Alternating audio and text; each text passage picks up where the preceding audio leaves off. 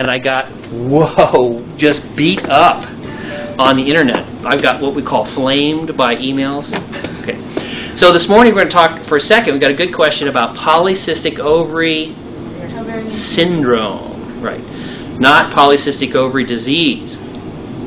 Don't yell at me. I didn't say that. And so first of all, let's explain what it is. And I'd like to explain what polycystic ovary syndrome is by explaining what type 2 diabetes is to start. Type 2 diabetes is a case where the body needs insulin to put sugar from the bloodstream into the cells so they can use the glucose to run the system. As you get overweight, as you gain weight, as you get heavier, the body becomes resistant to insulin, and so the body has to release more insulin to drive sugar into the same cells. And the body sends out signals saying, I'm not getting enough sugar in here. Release some more insulin.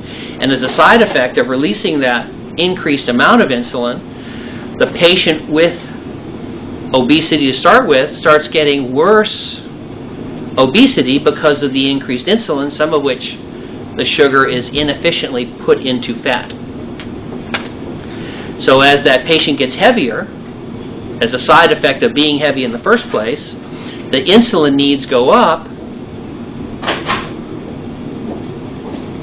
and so more sugar gets pushed in, and that makes them heavier, which means I need more insulin, which as a side effect makes you heavier, which demands more insulin, which as a side effect makes you heavier, and so that's a vicious cycle. And so oftentimes you see people getting heavier, they get type 2 diabetes, they start treating it, and they start to get heavier from the type 2 diabetes and its therapy, especially if you get insulin therapy, and that gets worse and worse, and they get heavier and heavier.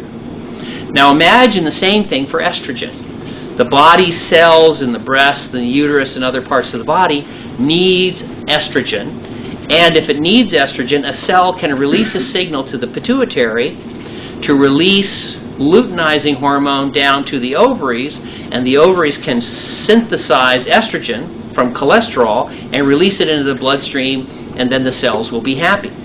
But as a patient starts being heavier, there's a resistance to the estrogenic effect, so they send an additional signal back to the pituitary, which releases more luteinizing hormone, which makes more estrogen, which puts it into the cells, but as a side effect makes you a little bit heavier. And that same kind of vicious cycle, if you can envision that. Now, one of the odd things is as you make more and more estrogen, as you turn on, as you force the ovaries to make more and more of the estrogen, the ovaries start to get cysts because they're under intense stimulation, almost like you're boiling water. You start to see bubbles and things like that. And one of the other odd side effects of polycystic ovary syndrome is as the estrogen gets higher and higher in the bloodstream, the estrogen spills over into what are called other metabolic pathways, so that a female doesn't have much of the mechanism to make testosterone from cholesterol. But as you flood the system with more and more estrogen, that estrogen starts to spill over and start to create more testosterone in the bloodstream of the woman with polycystic ovary syndrome. So as they start to synthesize more testosterone with the higher levels of estrogen, then you get the secondary characteristics of polycystic ovary syndrome, which is acne, facial hair, mustache, and sometimes male pattern baldness from the release of that excess testosterone, which comes from the very high levels of estrogen spilling over into them. Now, one of the really, really cool parts, this is the big finish, is our surgery reverses that within minutes of the new connection. So there's a rapid plummet, a precipitous decline in estrogen almost within minutes of the new connection. So we see our patients with polycystic ovary syndrome, but just with high estrogen in general, drop like a stone right after surgery. So there's some side effects to that. One is beware, because a polycystic ovary syndrome patient may be relatively infertile because of the high estrogen and testosterone. Our patients right after surgery, very fertile. So we have had families where they couldn't conceive and couldn't have a child, and could, and so that's a wonderful blessing. If you're not expecting it, though, it could be a surprise. So there used to be an old TV show called Hill Street Blues, and at the end of the morning report, he'd say, let's be careful out there. So, number one, be careful, because we make you very fertile after the surgery, and we've gotten a lot of emails, all capital letters, I'm pregnant, what did you do? What did you do? Now, the other thing is that the sudden decline in estrogen is good. High estrogen is associated with breast cancer, endometrial cancer, blood clots, and even death, and after the surgery, that goes down. Great. But, just like quitting smoking means you're less likely to have emphysema and lung cancer, I don't want to be near you when you quit smoking.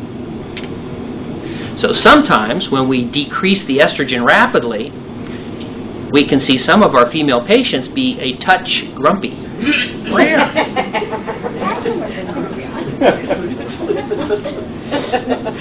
So those of you who are supporting a female patient this week, let me see your hands, all of you.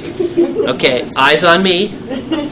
If you notice little mild symptoms of low estrogen, irritability, crying, tearfulness, if you notice you're locked in the bathroom and your other person that you're supporting is armed, these things should be tips that possibly your person that you're supporting needs an estrogen patch.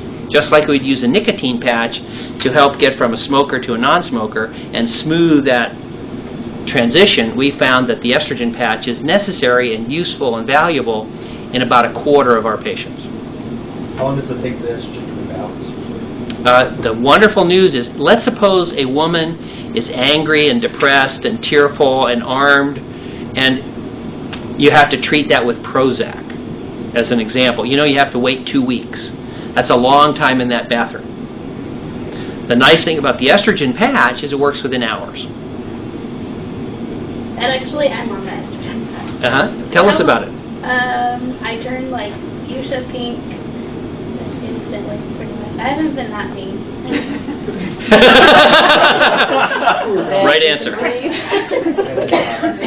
I keep my cool. I mean. But were you maybe slightly emotional after surgery at all? No. Okay. No.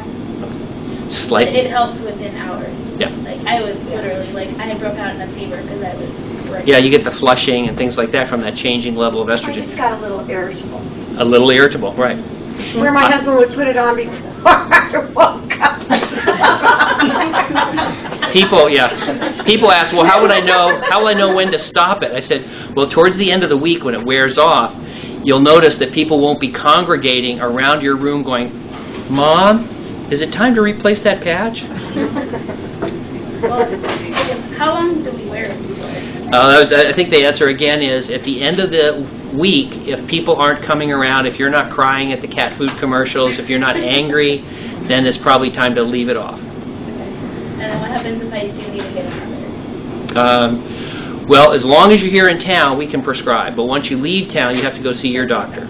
Now, in the past, let me give you a little background on this. We used to prescribe to people in other states and things like that. And not too long ago, a doctor prescribed a narcotic for a boy in California, and he took an overdose and died. So now, yeah, do you want to have your staples out? You want to go? Yeah, okay. And if we say anything real important, well, that's not going to happen. She'll hear it tomorrow. That's right. You can watch it on YouTube. All right, you can. So, that boy got the narcotics from a doctor in another state, and so now the FDA, the FBI, everybody's looking at doctors prescribing to out-of-state. So, out-of-state, I do not prescribe anything ever again on the possibility that I could get in trouble because we're not sure exactly how the laws, the internet, and all that's going to work. So anything you need in town, okay. But if you leave town, I'm not going to be able to prescribe, so you'd have to go and see your doctor. And hopefully it's not because I'm a bad guy, it's just I don't want to go to jail. No.